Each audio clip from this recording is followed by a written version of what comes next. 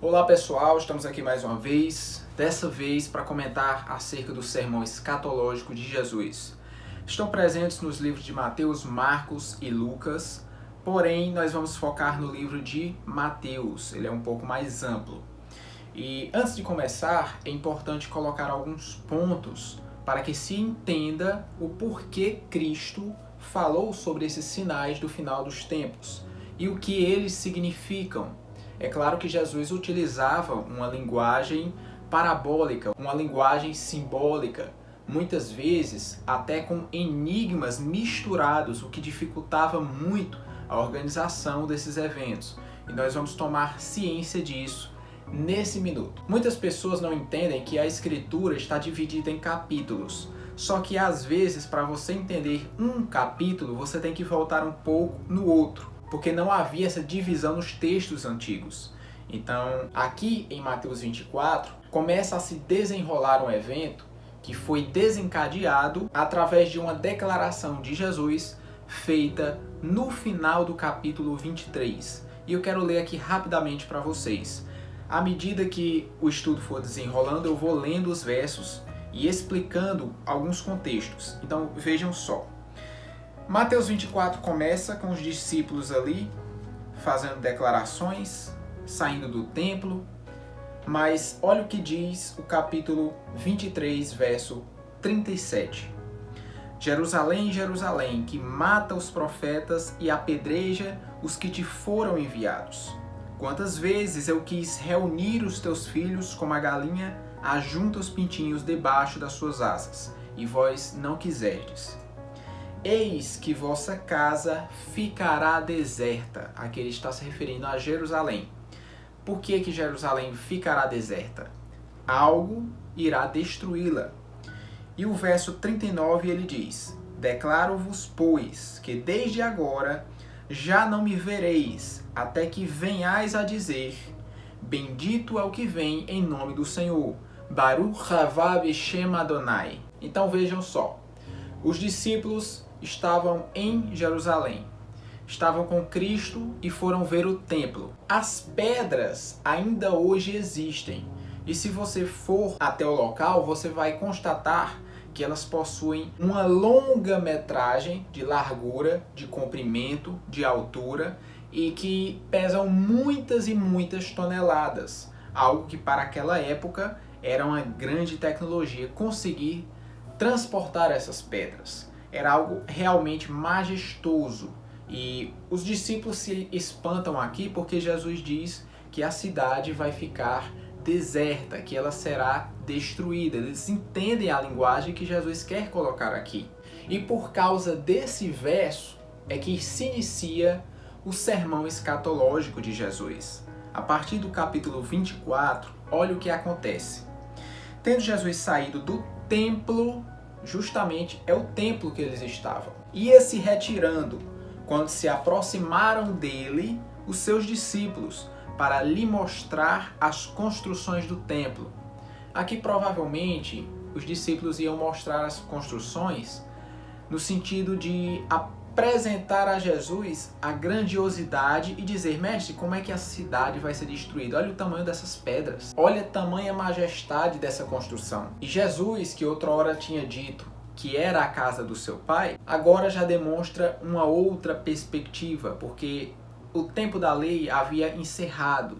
Jesus estava prestes a fazer cessar o sacrifício de cordeiros que simbolicamente lembrava um pacto de promessa que Deus havia feito com Israel. Então no verso 2 Jesus responde: Vedes tudo isso? Em verdade vos digo que não ficará aqui pedra sobre pedra que não seja derribada.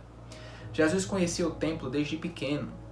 Jesus sabia essa exuberância que o templo tinha. Jesus tinha consciência, tinha noção do tamanho daquelas pedras, da forte arquitetura que aquele lugar tinha. Mesmo tantas vezes de visita àquele local, com ou sem os discípulos, eles quiseram apresentar a Jesus o templo e quiseram saber no verso seguinte como o fim disso tudo se daria. Agora eu vou responder algumas dúvidas de vocês. Existem pessoas que dizem que esse capítulo 24 se refere apenas às destruições que ocorreram naquele tempo.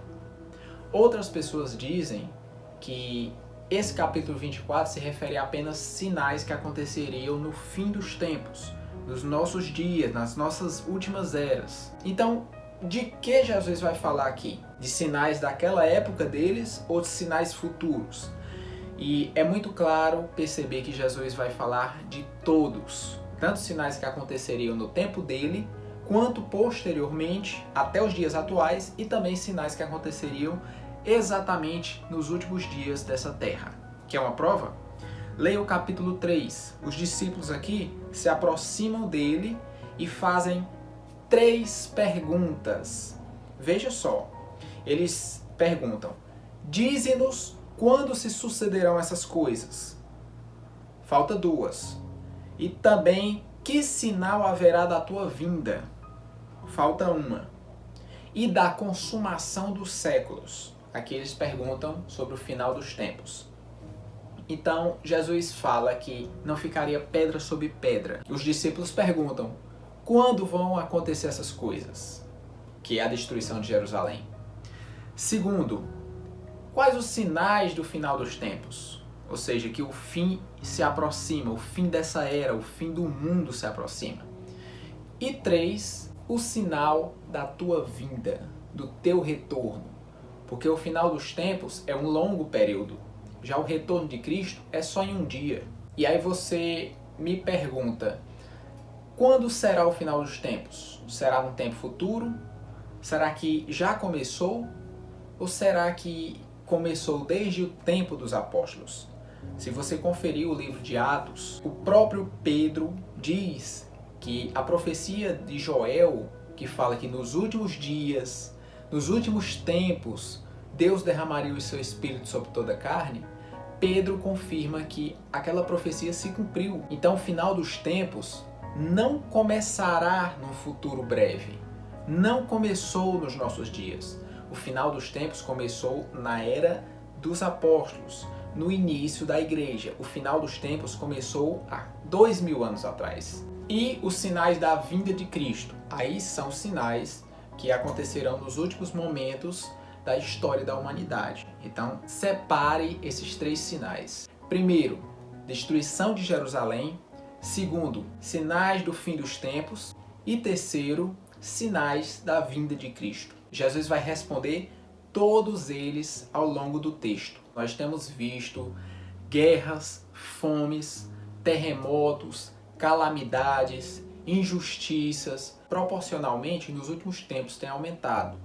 Isso mostra que o homem não consegue estar em paz consigo mesmo em nenhum momento. As guerras sempre foram presentes na história da humanidade. Por mais que um momento ou outro se agravem, e isso só revela a perversidade do coração humano. Essas guerras e injustiças durariam até o fim, ou seja, o final dos tempos começou lá e se concretizará por fim no retorno de Cristo. O que é que vai acontecer nesse período que iniciou o final dos tempos até o retorno de Cristo?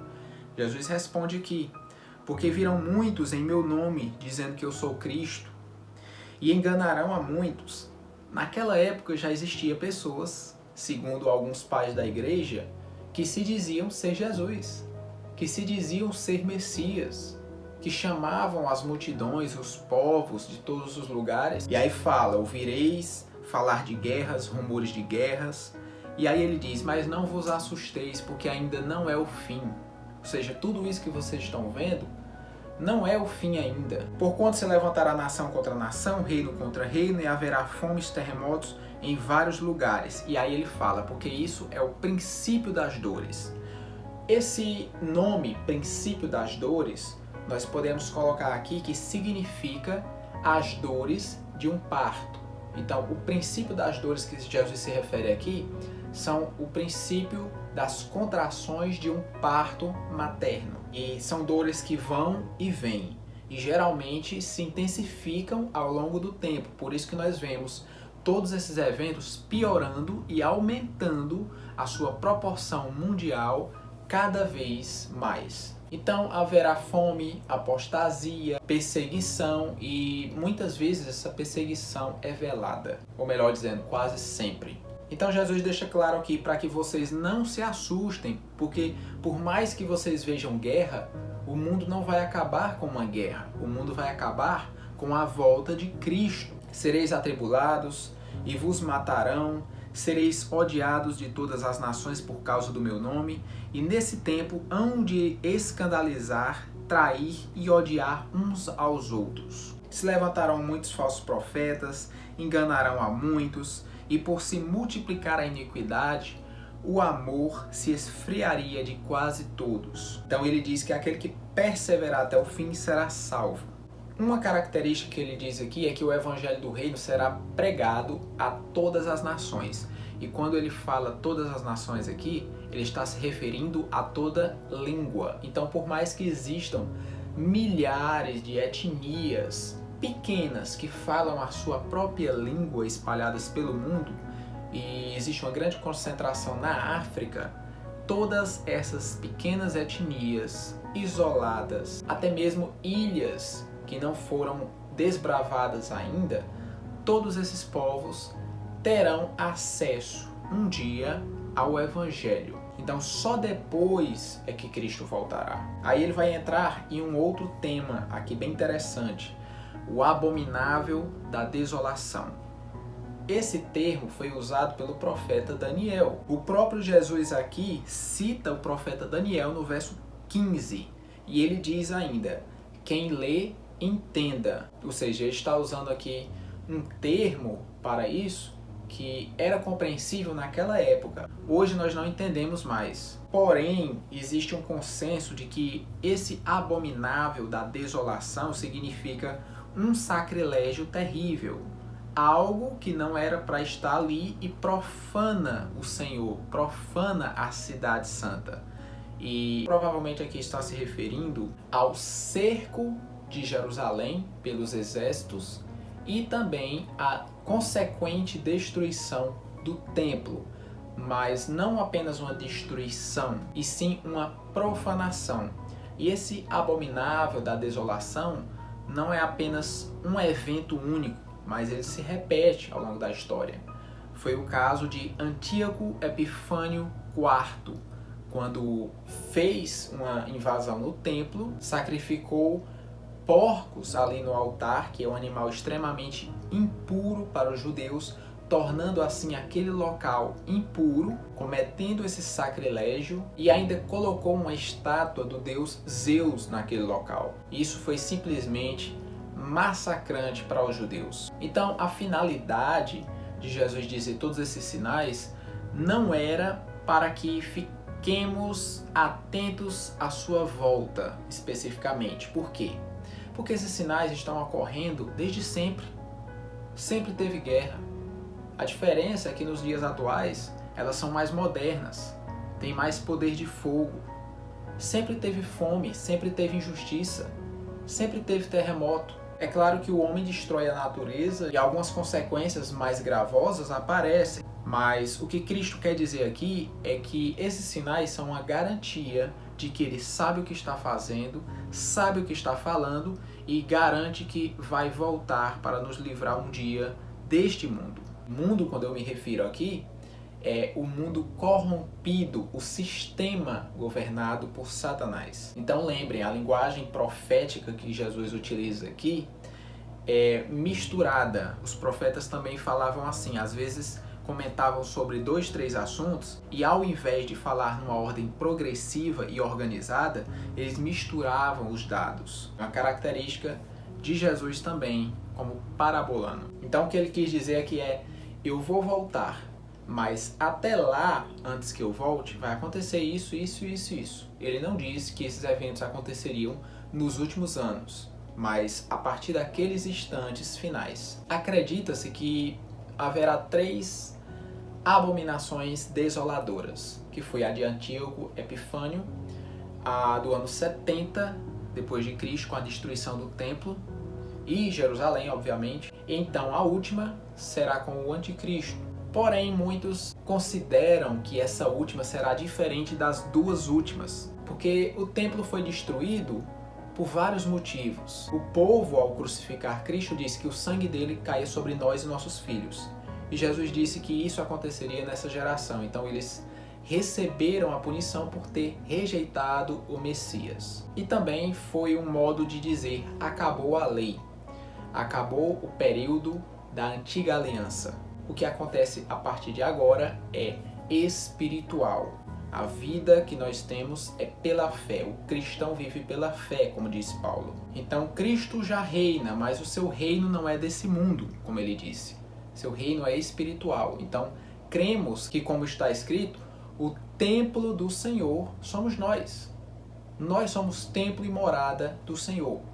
Então seria a terceira destruição do templo, a destruição do nosso corpo pela perseguição do anticristo. Porque em Apocalipse fala que o santuário não foi medido no átrio exterior, porque ele seria pisado pelos gentios, ou seja, o átrio exterior não será protegido, que é o nosso corpo, a parte de fora. E foi dado poder para que os gentios pisassem esse átrio durante esse tempo de tribulação. Pode muito bem ser isso que ele quer dizer. Então não esperem por templo em Jerusalém. Lembrem-se que nós somos o templo de Deus. Seremos pisados pela perseguição final. A abominação da desolação será o cerco da igreja, o cerco dos santos do Altíssimo, como diz em Apocalipse, que deu-lhe poder para guerrear contra os santos do Altíssimo e os vencerá.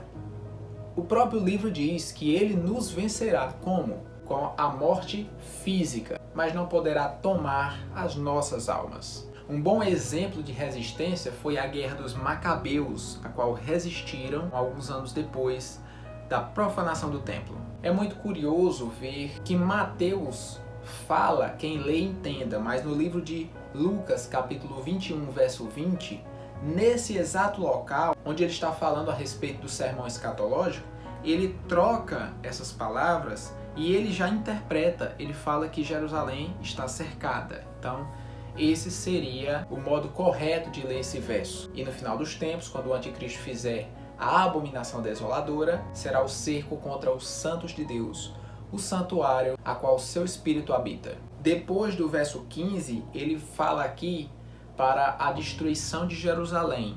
Ele diz que quem estiver na Judeia fuja para os montes. E é interessante notar que o próprio Eusébio de Cesareia relata que os cristãos que estavam em Jerusalém, quando viram a abominação desoladora, ou seja, o cerco de Jerusalém, eles fugiram para as montanhas, assim como Jesus ordenou e aconselhou. E eles escaparam, foram para uma cidade chamada Pela e fundaram a comunidade cristã que, salvo engano, durou até o quarto século, quinto século, por aí. Nessa guerra de Jerusalém, realmente foi uma chacina. Foi registrado até 5.000 homens crucificados ao redor da cidade. Mais de 500.000 judeus foram mortos ali. Mães que chegavam a comer os seus filhos de tanta fome porque já havia anos que a cidade estava cercada. A antropofagia, pessoas comendo outras pessoas. Existiam judeus que se agarravam às colunas do templo achando que o Messias ia voltar para livrá-los daquilo e acabaram morrendo naquele lugar. Então ele continua dizendo: quem estiver no campo não volte atrás para buscar sua capa, porque realmente é rápido. Aqui ele não está falando de arrebatamento, ele não está falando de fim do mundo. Ele está falando da destruição de Jerusalém. E esse era o conselho de Jesus para aqueles: fujam para as montanhas, não voltem para pegar nada, não vai dar tempo. Fujam, se escondam, se protejam. E como eu disse, Eusébio relata que os cristãos escaparam de Jerusalém por causa do conselho de Jesus. Ele fala aí das grávidas que amamentam naqueles dias. Por quê?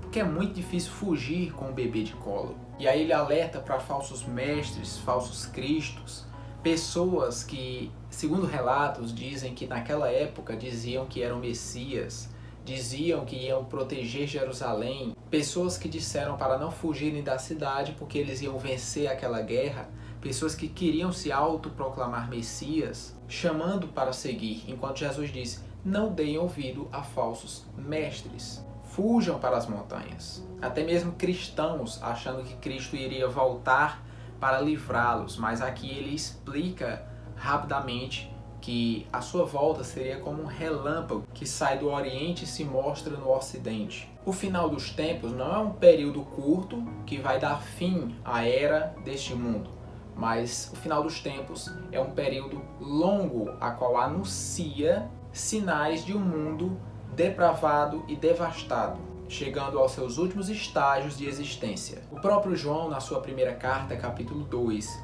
verso 18, diz que esta é a última hora. Então a última hora naquele tempo já havia chegado. Daniel, alguns séculos antes, quando escreveu o seu livro, o anjo disse para que selasse aquele livro porque ainda não era o final dos tempos. Mas João, no livro de Apocalipse, quando escreve, o anjo diz para não selar aquele livro porque já era o final dos tempos. Isso é bem intrigante porque estava ali aquele carpinteiro que tinha perdido a sua popularidade por algumas ações, rejeições e anonimatos que ele se colocou. O povo o procurava apenas por milagres, por transformação de água em vinho, de multiplicação de pães, ou seja, o povo não queria Cristo, o povo queria os milagres de Cristo. E a mesma multidão que estava em Jerusalém o condenou à morte. Parecia muita prepotência e arrogância esse simples carpinteiro no Monte das Oliveiras, acuado pelas guardas romanas e judaicas, dizer que o mundo inteiro iria ouvir a sua mensagem. Iriam muitos querer imitar a sua história, a sua vida, se passar por Messias. Iam ser odiados por causa do seu nome até na sua própria família. Que o mundo inteiro estaria dividido por causa dele. Parecia insignificante aquilo que ele dizia, que até então ele estava preso àquelas localidades ali. Não havia perspectiva nenhuma, apesar de que sua morte estava muito próxima. Mas veja só, muitos tempos depois, a maior fé mundial é o cristianismo. Isso tem muito a revelar. Hoje nós vamos ficar por aqui e a continuação desses versos de Mateus 24 ficarão para a próxima quinta-feira. Não perca!